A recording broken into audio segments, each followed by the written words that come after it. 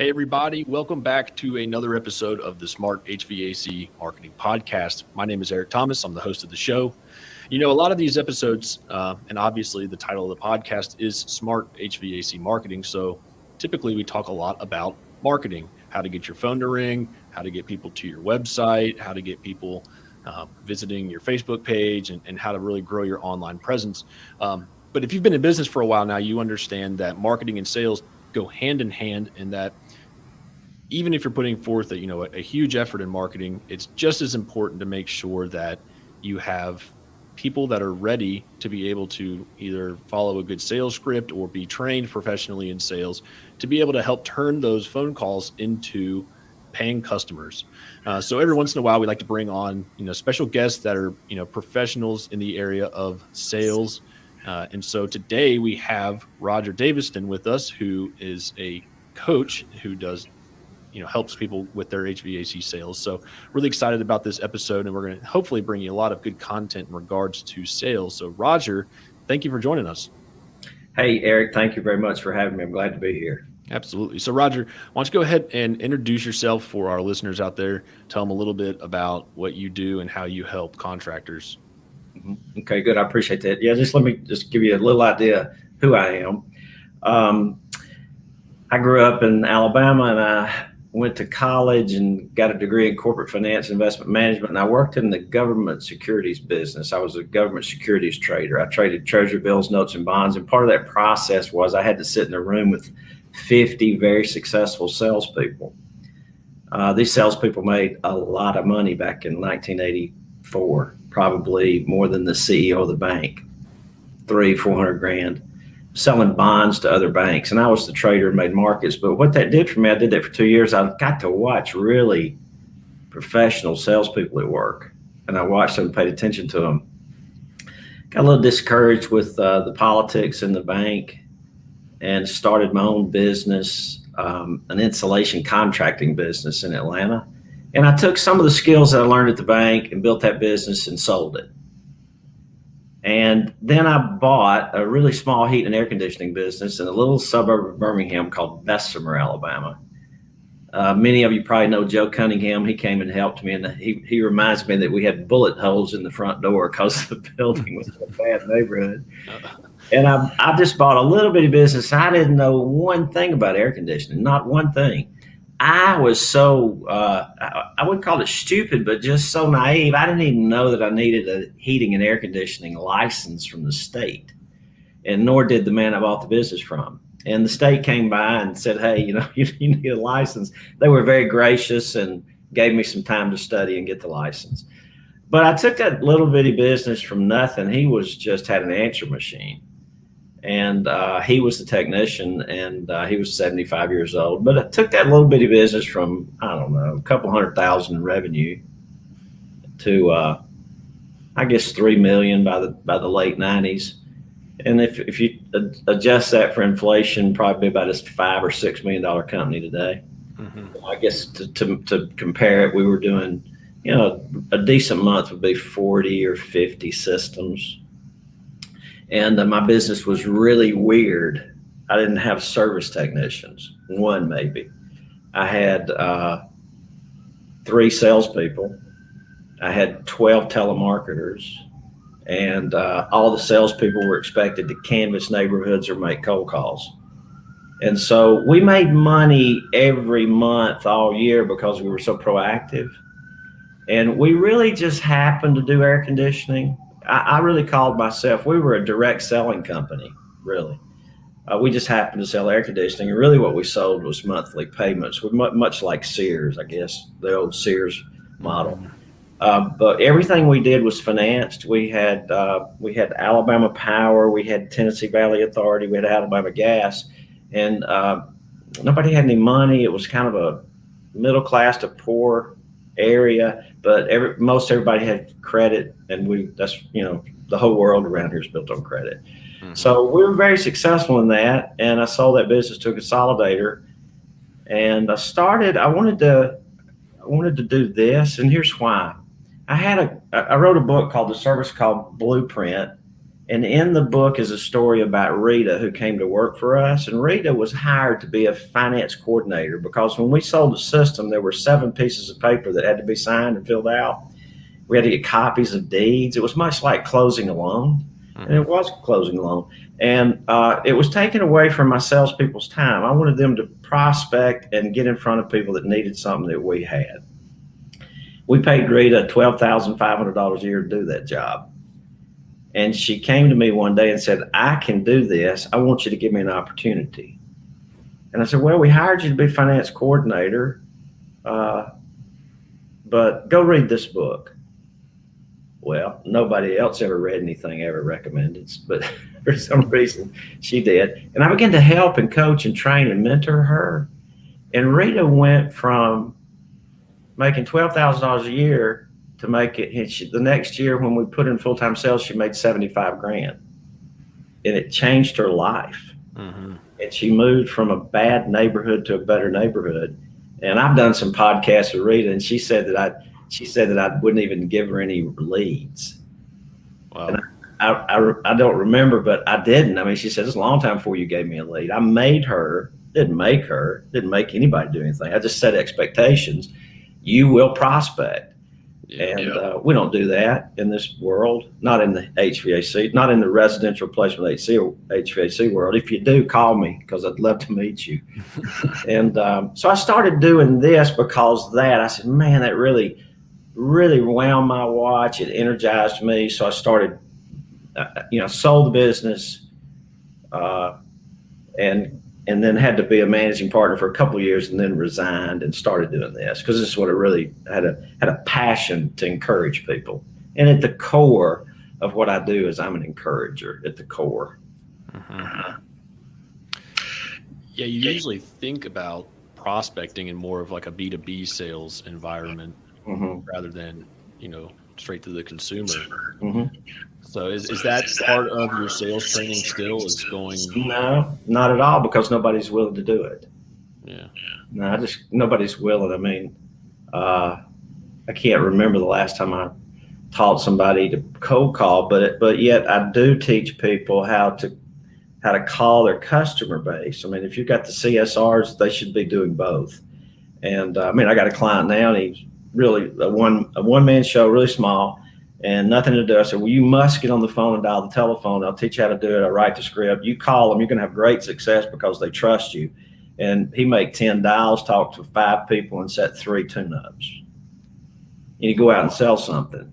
So that's easy to do. And if you're not doing that, you should do that. And if you don't know how to do that, I'll teach you how to do that. But if you've got a business, heating air business, you just look at the numbers. I mean, service calls are where everything starts. And if you look at these are how many service calls we have. I mean, everything's a function of that. I mean, you can get better based upon service call process, but if you don't have any, you need to be booking. You need to be booking your calendar proactively. Right now, it's not a problem because it's hot. But if it is a problem, you need to have a plan of how am I going to fill these holes, and you do that by calling your customer base with the right approach. Yeah, it's really easy. If you don't mind me asking, what is that approach that you typically coach your clients on? An assertive, respectful approach, and it's real assertive and respectful, basically, and permission based. Hey, this is Roger with ABC Heating and Cooling. Did I catch you at a bad time? And they know ABC Heating and Cooling. You might say, this is Roger with ABC Heating and Cooling. We take care of your system. Did I catch you at a bad time? If they say, yeah, well, then you say, well, should I call back? They say, well, why don't you call it? But most of the time they say, sure, what's up? You say, well, we noticed we hadn't been out there to service your system in a while. I can see in the system, we feel like it's really important for reliability, making it last. Would you like to set a time for us to come do that for you? Well, how much is it? Well, thanks for asking. Let me tell you, you got 2 options. And then you do a little presentation. I like to present service agreement, and then I like to present, if you just want us to come out one time, here's how much it is. What would you like to do? Yeah. Real simple. If you make 50, you should really be able to make about 50 dials in 2 hours, 25 per hour. But what you really have to get good at is you have to get good at leaving that voicemail. because that's what you're going to get mostly. So you make dials, leave a voicemail, and they call you back. And the voicemail is, listen, when I started building this business, I cold called, and I learned how to cold call at the bank because that's what the bank guys did. They made a ton of money. It was hard because you had to learn to get past gatekeepers. But so you have to learn how to leave a voicemail. And I would leave this voicemail. My target audience when I started this business was presidents, CEOs, if you did 40 to 60 million in revenue and you had a business in Alabama or Colorado. I didn't really target heat and air in the beginning. And I don't target it now. It just sort of comes to me organically. And I would just leave a voicemail and say, hey, it's Roger Daviston. I felt like it'd be important for us to talk. Here's my number, call me. And I could leave 20 messages and get 10 callbacks. And never forget a guy named Greg Russ called me. I hope he doesn't mind me using his last name. He this years ago. He said, "Hey Roger, it's Greg. Did you call me?" I don't know Greg from Adam, but Greg had a manufacturing company with 400 employees, and I said, "Yeah, appreciate you calling. Let me tell you why I called, and you can decide if you want to talk." And we had a conversation, set an appointment, and that led to a very lucrative 6-figure consulting gig for me. Wow. All based upon leaving a voicemail to somebody I didn't know, and he called back. But I answered it in my car going down the highway. But I'd get callbacks for days. So, it's a great strategy, but you need to leave your cell phone because you'll get callbacks for days. Mm-hmm. So what's your typical advice on formulating different scripts, be it, the service agreement versus non-service agreement, or even if it's just a voicemail, and then getting past the gatekeeper, which in a direct-to-consumer environment could be the spouse or something else. I think it's more of a mindset. You have to have this mindset that is, okay, listen, I'm going to ask them for permission to talk to them. And if they don't want to talk, it's their right to say no. And I'm not going to be pressing them, pushing them, and being aggressive and just talking over them because they're not listening if you do that. So the strategy for me is, hey, did I catch you at a bad time? And if they say yeah, then I say, well, should I call back? They know what kind of questions that they don't know. We'll say, well, what are you calling about? I mean, I can call people and say, this is Roger Daviston, and it's a sales call. Would you like to hang up? You know what they say? They say yes. And then I say, well, I mean, I've got a recording of that one. That was done 20 years ago. I teach from that. So you just got to give people a choice. Let go of your need for them to talk to you, and they'll probably talk to you. Yeah. But cold calling is a real small part of what I do. Real small part. And it's not really cold calling. I don't, nobody wants to. I could teach you how to do that, but you certainly need to call your customer base daily because you're losing them. I mean, I've done this for clients and sat down and said, let me show you how to do this. You call, I'll call. We'll call for an hour, see how we do. I'm in their office. And I hear this frequently. Well, we just put in a new system. And I say, well, we're okay. What was there something with our relationship that broke? What did we do? And they say, no, we just didn't think about you. We called somebody else. Why are you losing those people? Because you're not staying in touch with them. You could help with that. You're in the marketing piece. This is true. You could do it with internet marketing, direct, whatever, but make that phone call too. Especially somebody hadn't had a transaction with you in a year and a half. You need to call them. Yeah. So many people forget to take care of their existing customers in their ambitions to get new customers and grow their business. And they don't realize that there's still money to be made. There's still service opportunities with their existing customer base. For example, with internet marketing, we have a client that we recently decided to start just sending out email blasts to their customers only. And it wasn't sales material. It wasn't buy. It was just, here's 5 tips on how to know if your ducts are ripped. And that one email resulted in, I believe, last time I checked, it resulted in over $17,000 worth of service Mm-hmm. because it was just they hadn't heard from the company in a while, and they see an email and then they read it and then they start thinking about them. Mm-hmm. Oh, I've got these signs and my air vents are dirty. I haven't changed my filter in 6 months, whatever Mm-hmm. it may be. Then they start thinking about it and then they call. Mm-hmm. But if they hadn't done that, those customers would have just, like you said, they probably would have not been top of mind the next time they needed service and just called someone else. Mm-hmm. Correct. Yeah. So out of all the HVAC training you do, what are some of the most important tips that you give to companies, I guess, to increase their sales or just to improve their sales all around? Well, it's not just one simple thing. It's not just one simple thing. Um, what I do primarily is I help you build your business through better relationships with each other. So in that regard, if you're struggling with sales, you got to look at, okay, well, wait a minute, what's going on? Well, sometimes it's, well, we just need to teach these technicians some skills. But I'll teach different companies the same thing. It will work great in one company, won't work in the other. And the reason it doesn't work in the other is because the other company has a system that's broken. Mm-hmm. The company is a system of relationships. And I do a lot of team building and system work in the company through leadership development and teaching leaders boundaries. Who owns what, for instance? And I teach a lot of leadership things, like a boundary is an invisible line around you that defines who you are not, what you own, what you don't own, what you're responsible for, what you're not responsible for, and what you're willing to do and what you're not willing to do. Mm-hmm. Give an example.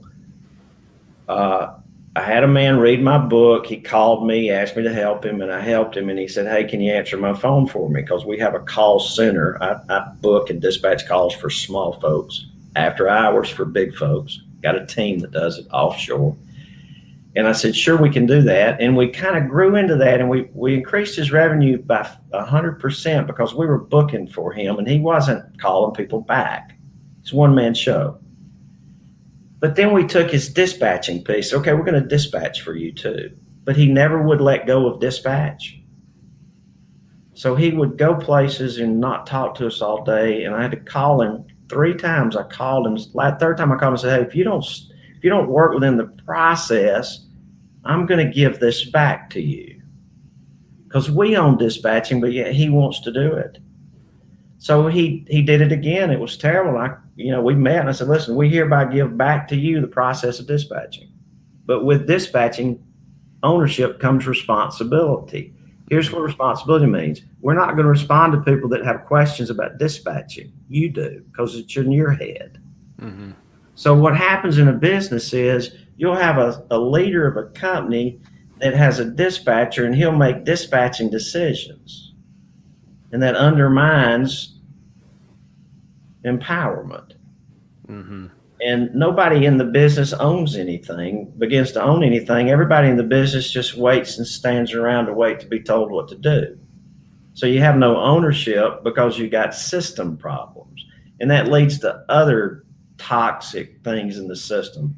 So I do a lot of work with leadership and companies around how to build unity of purpose in your business and empower people to do what they already know what to do. And the reason I had to learn how to do that is because I would install a service called Blueprint Process in a business that wouldn't work. And I'd look around, there's sarcasm. Nobody takes responsibility for anything. Everybody's blaming everybody else. Nobody owns anything. Attitudes are terrible. And it all goes back to the leader, because the leader allows stuff. Yeah. As a leader, if you're listening to this, you're going to get a combination of 2 things: what you build and what you allow. A lot of what you got that you don't like is there because you allowed it. Yeah. So how do you think that this type of leadership where, like you were saying, where they allow, a lot of stuff to happen, how do you think that this affects recruitment efforts, hiring and retaining? It definitely affects retaining Hmm. because you get in a system that doesn't have boundaries and it's boundaryless. Usually there's some abusive things going on from leadership and management, and you'll have a high turnover. So I'm not sure about recruiting because they don't know what's there, but they get there, they leave. I can give you tons of examples of that. But just, no boundaries, no respect for anybody. Leaders are a linking pin. A linking pin, if you can think about this, is a trailer hitch is hooked up to a car. Hmm. Well, that's the little pin that keeps the trailer hitch there. You put it there to safety so it won't break.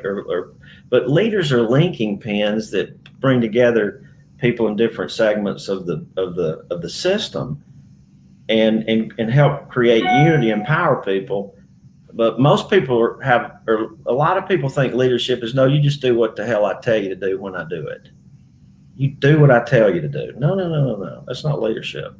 Nobody's following you. I have people on my team. Guy's a medical student. He's now a doctor. He graduated from medical school. He answers the phone for us. He's in a different country and he's trying to immigrate here.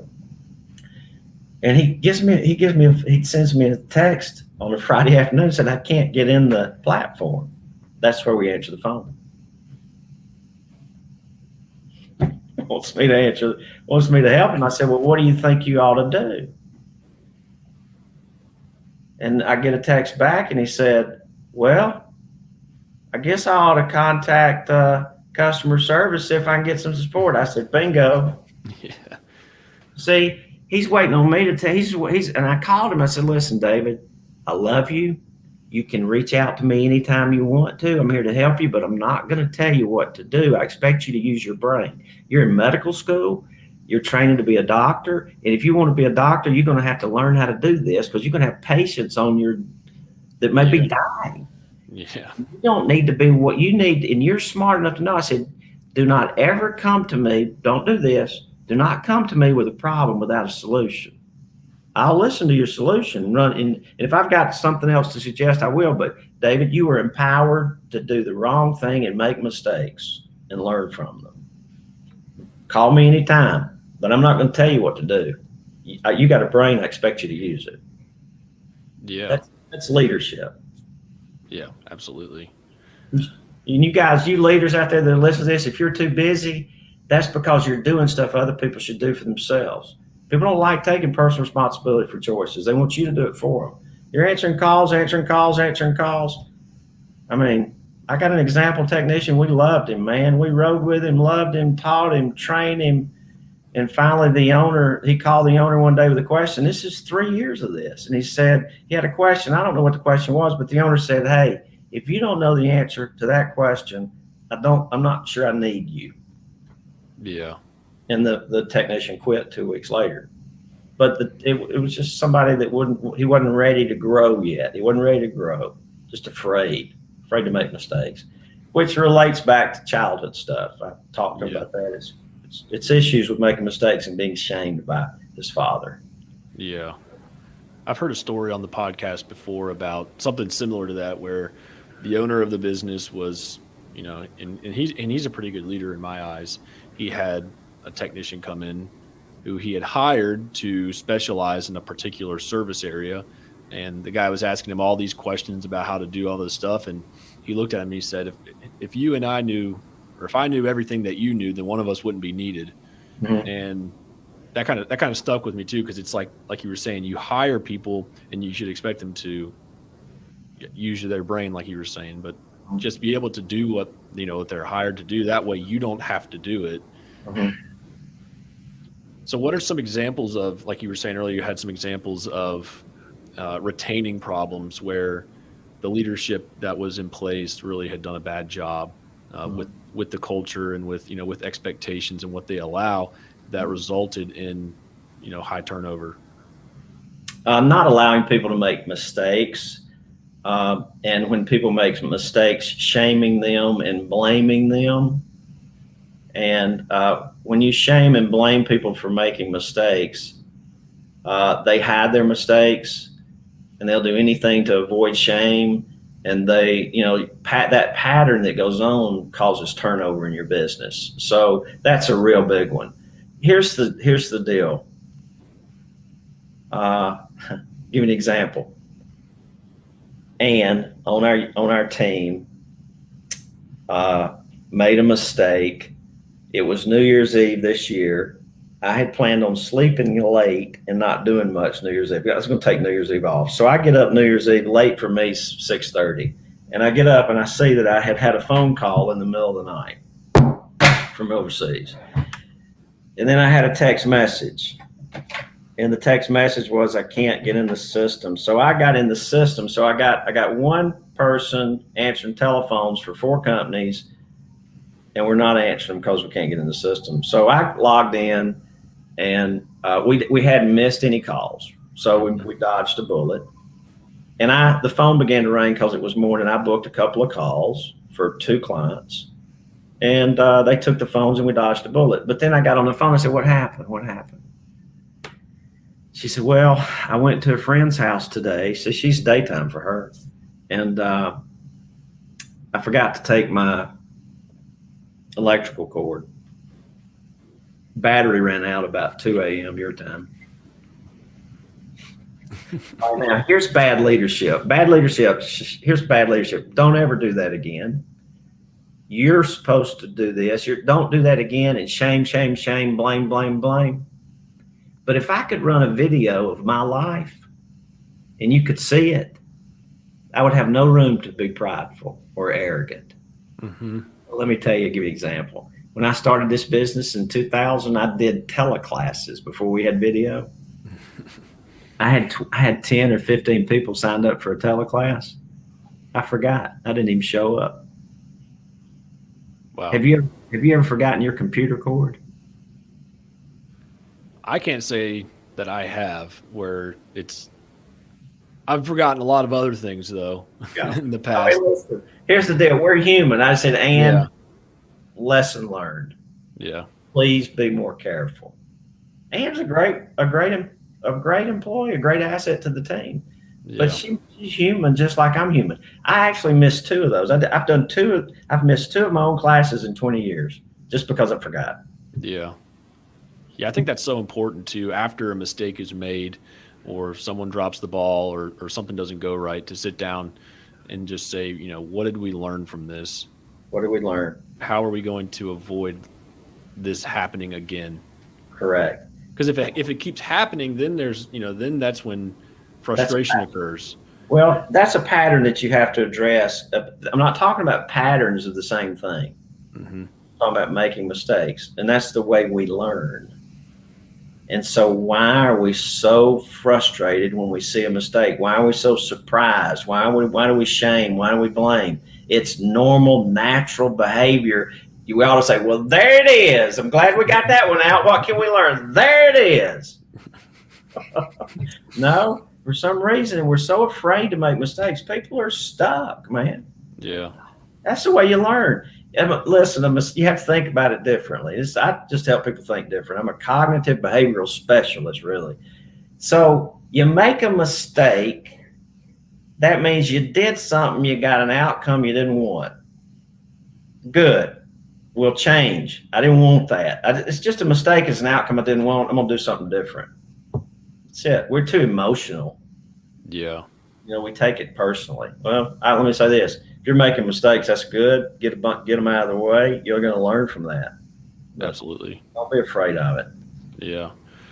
So on the flip side of that, if leadership isn't the problem and you have technicians or employees who are just, for lack of better words, not a good fit, or they're neglecting their job and doing, everything but what they're supposed to be doing, what are some advice that you have in regards to firing or disciplining? Oh, that's a good question. You have to set your expectation. Here's what I expect of you. And then you have to have systems in place that ensure that the behaviors happen. So here's what it works. Four things. Leaders have to be really clear. Here's the expectation. We're going to do this process. This is the process. Then the people go out and they start doing the process. The process is new behaviors. That's the second step. But when people start doing the new behaviors, it leads to a different identity. And that different identity sets a new standard. But you have to have a system in place that ensures behaviors are happening. Mm-hmm. So what happens is if you've got good expectations and you're clear about it and you have systems in place that say behavior isn't happening, you must give your people all the training, the support that they need, because it might be a skill, it might be limiting beliefs, it might be values that don't jive with what we're trying to get them to do. It might be they have issues with their identity, they hadn't grown in that area. It could even be spiritual issues. So the spiritual, the identity, the values, the belief system all support the skill. So you might be telling the guy, you got to talk to people about money, man. And he can't do it because his mother told him not to because it was rude. See, that's a belief system. You got to figure that out. You might be telling a person he's got to talk about options and showing a person how to fix the system plus make it better. But he has a value system that says, no, I value just fixing what's broke. So you can't do the behavior. Or you might have another some identity issues. He doesn't see themselves. Here's an identity issue. I was in the South in Jackson, Mississippi, trying to get technicians to get out of the truck, go into the house, and sit down at the kitchen table with doctors and lawyers behind gated communities. It wasn't happening. Wasn't happening, man. Couldn't get none of them to do it. And I went to see him. I said, what is going on? And he said, I know what it is. You got to go watch The Help, the movie The Help. I said, what is that about? I went and watched it that night in the hotel, and I got it. The culture down there was going behind gated communities. You are not the trained, you are not the trusted advisor. You are the help, and the help don't sit in the kitchen. So see, they had an identity issue. Mm-hmm. And so you have to help people grow personally, but at some point, if they won't grow, you have to show them the door, because we don't have a charity. This isn't ministry. It isn't charity. It's profit, and performance is very important. I call it, we love them out the door. Yeah. Let's say in the military, either shape up or ship out. Mm-hmm. Yeah. Yep. I mean, I've seen a lot of businesses not, reach their potential because they continue to be a charity for particular associates or employees, technicians, whatever it may be, and they just allow them to just keep scooting on by, and it's stunting their growth, really. That's a deeper issue of the leadership is sick too. It's a codependent relationship, and the leadership is over responsible. All of those leaders that have that issue need to go to Al-Anon so they can learn how to quit doing for people what people should do for themselves. You got to learn how to stay connected to people, but let go. So there's an entitlement. They feel like they owe them. So it's really it's.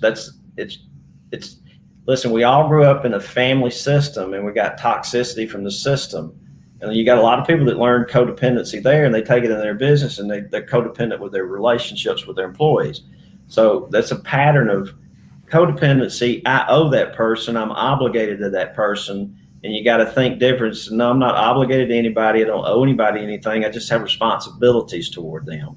And I'm not responsible for supporting them if they function at a low level. We're supposed to love people, but that's never an excuse for underperformance. Yeah.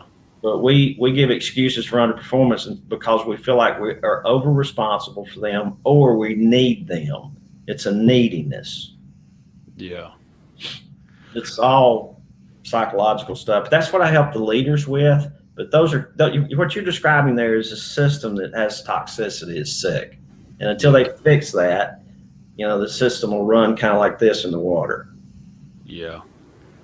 And that's just the thing. Like, they shouldn't feel like they need the person, really. I mean, like, if it comes down to that, where it's codependent and they're feeling like I need them, but you feel like, I need them, but you're still doing I guess the remnants of the job that they're not doing anyways. So you're really proving to yourself that you don't actually need them, because you could do it without them. But you definitely want to have the right people in place to make sure that you don't have to do that.